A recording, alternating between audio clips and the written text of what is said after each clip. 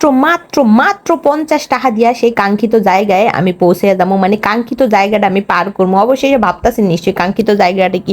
বাংলাদেশের একমাত্র নদীর তল দিয়া নির্মিত সড়ক টার্নেল, যেটা হচ্ছে চট্টগ্রামে অবস্থিত, যেটায় যাইতে হইলে বেশি নামনের মাত্র জনপ্রতি 50টা টাকা হইলে হইব। বিশ্বাস করেন, গরিব আমার মতো কুলি ফকিন্নিরা যদি 50 টাকা দিয়ে যাইতে আপনার মতো বড়লোকরা যাওয়া কোনো ব্যাপারই না। তো সেইখানে যাইতে হইলে আপনারা প্রথম চট্টগ্রামে যাইয়া যাবেন, সি বিচের ওইখানে যাইবেন, যাইয়া তারপর ওইখানে বাস ছাড়ে প্রতি 10 মিনিট পর পর, ওইখানে বাস উইটটা 50 টাকা দিয়ে টিকিট কাটটা বাস উইটটা যাবেন, তারপরে চলে যাবেন। এখানে এসে টোল প্লাজায় টোল দিতেছি।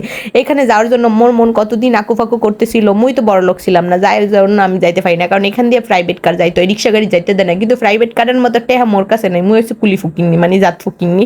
কিন্তু যতই হোক বাংলাদেশের একটা মানে নিদর্শন, বাংলাদেশের একটা সুন্দর, যেটা বাংলাদেশের একটা উন্নয়নশীল দেশে একটা টানেল হয়েছে, এটাতে যাওয়ার জন্য কতই না শখ ছিল। তো অবশেষে সেই শখ আমার পূরণ হয়ে গেছে। দেখেন টানেলের মধ্যে দিয়ে আমি যাইতাছি, আর মনের মধ্যে যে কী রকম অনুভূতি হইতাছে যা বলার বাইরে। কারণ বাংলাদেশের মতো একটা উন্নয়নশীল দেশে যে টানেল হইছে, সেটা তো একটা মানে অকল্পনীয় জিনিস। তো আমরা অবশেষে যাইতাছি, আর দেখতাছেন এখানে একটা নির্দিষ্ট স্পিডের মধ্যে যাইতে হয়।